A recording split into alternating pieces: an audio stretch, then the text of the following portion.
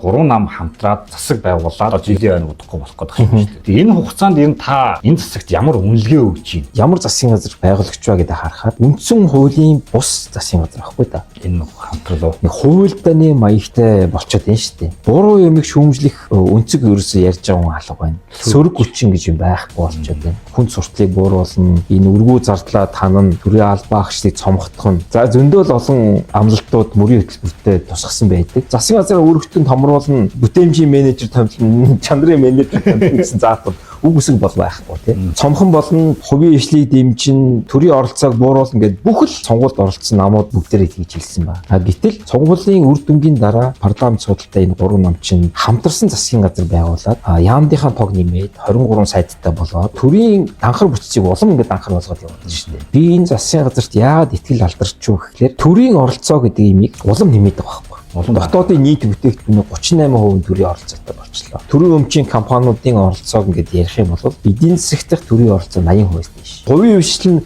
улам жижигхэн болоод идэг, тураад идэг. Татвар дарамт нь нэмэгдээд идэг. Улаанбаатар хотод автомашины татвар хураамж 3% дахин нэмээ. Харин тийм. Сонгуулийн мөрийн хөтөлбөртэй болохоор бид нар татварын ачааллыг бууруулнаа. Шинээр татвар нэмэхгүй гэдэг. Нийгмийн даатгалтын системд өөрчлөлт хийнэ гэдэг. Гэтэл ерөөсөө тэр нь огт амьдрал дээр хэрэгжихгүй яваад байна шүү дээ.